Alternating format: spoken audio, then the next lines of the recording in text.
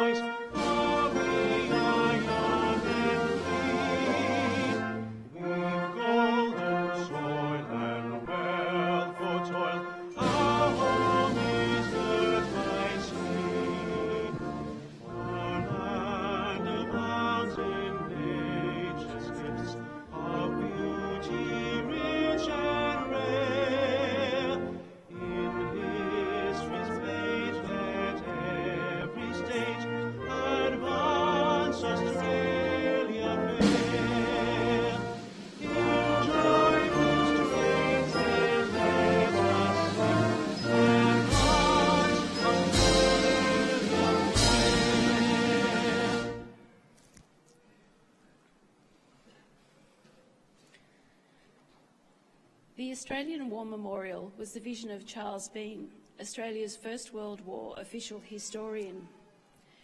Bean landed with the Australian troops on Gallipoli and stayed with them at the front through to the end of the war.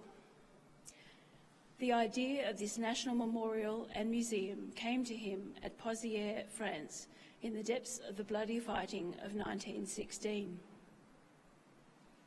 Bean's idea was that this would be a place where families and friends could mourn loved ones buried in faraway places. It would also be a place that could help all Australians understand what these men and women had endured and what they had done for us. Bean's vision, to which we remain true, is best expressed as inscribed in the entrance to the memorial's galleries. Here is their spirit, in the heart of the land they loved, and here we guard the record which they themselves made. Tonight we will read the story behind just one of those on the Roll of Honour, which lists the names of more than 102,000 men and women who have given their lives for us in war and operations for more than a century. But first we present a lament, Flowers of the Forest. Wreaths or floral tributes will now be laid at the base of the Pool of Reflection.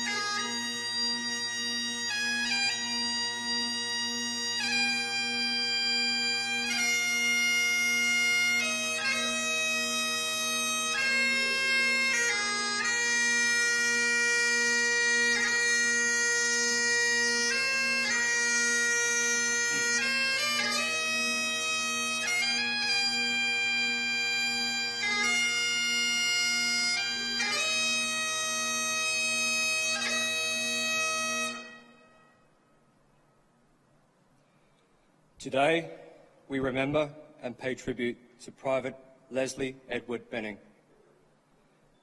Leslie Benning was born in 1894 to George and Elizabeth Benning of Maitland, New South Wales. His father was the railway station master at East Maitland for many years, and many of Leslie's brothers followed his example to work on the New South Wales railways. Leslie, however, went on to become a farmer. He was known to be a good son of good parents who could be trusted everywhere and anywhere. His life was regulated by lofty principles, unassuming but unyielding when principle was concerned. Gentle but brave, obedient to his parents, attentive to his religious duties, and firm in his friendships. Benning enlisted in the Australian Imperial Force in August 1915 and was posted to the 1st Battalion. He underwent a period of training in Australia before leaving Sydney Harbour on the 11th of December 1915 for active service overseas. He first went to Egypt, where he was joined by his younger brother Harold, who had enlisted in early January 1916. Private Leslie Benning arrived in France to fight on the Western Front in late March 1916. The 1st Battalion's first major action came in July of that year, when they were part of the force that was ordered to capture the French village of Pozières. On the 23rd of July, the 1st Battalion was part of the first two waves attacking the village, driving through German defences into the centre of the town over the first day and a half of fighting. By the 25th of July, the village was in Australian hands. However, the 1st Battalion suffered heavy casualties, including Private Leslie Benning. After the initial attack, Benning went to visit his brother Harold. As he was walking on the open ground behind the trench, he was hit by a blast from an artillery shell and was severely wounded. As well as having a broken leg and a wounded shoulder, a large fragment of shell had pierced his abdomen and his intestines were showing. When he was brought into the trench, he told the stretcher bearer to leave him and attend to others. There was more chance for them, he said, because he was done. Nevertheless, Leslie Benning was evacuated from the battlefield on the 24th of July. He died of his wounds shortly afterwards and was buried nearby. Benning's platoon sergeant wrote to say that Leslie has been greatly missed by all. He was a good lad and a good friend. It was a cruel, yet glorious fight all through, costing Australia very dearly. But there is always the strong consolation that every man who died did so bravely, proving to the whole world that Australia's sons are the finest in the world.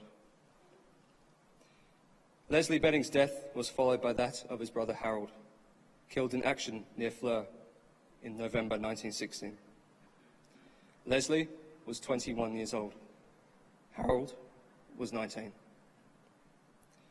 Their names are listed on the Roll of Honour on my right, among more than 60,000 Australians who died while serving in the First World War.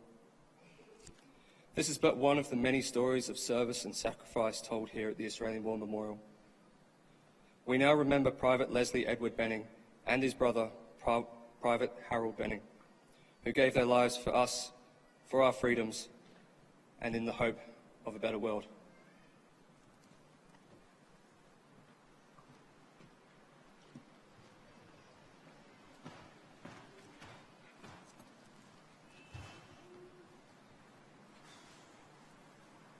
They shall grow not old, as we that are left grow old.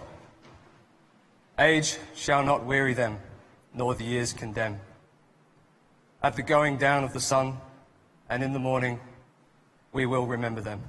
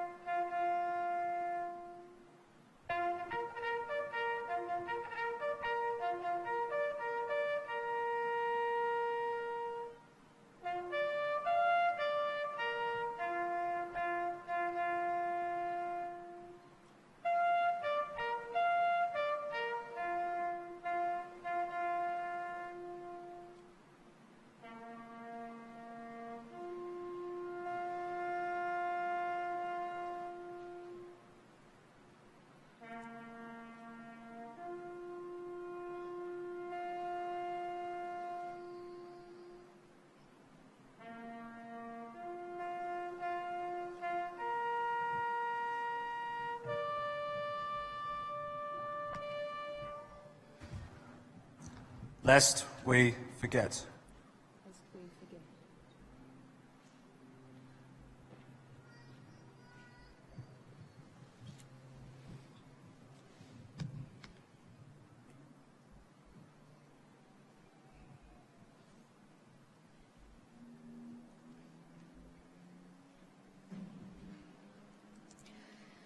We leave you this evening with the words of the memorial's founder, Charles Bean.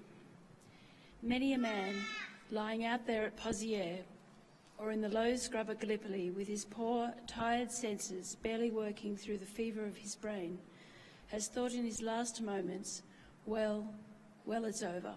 But in Australia, they will be proud of this.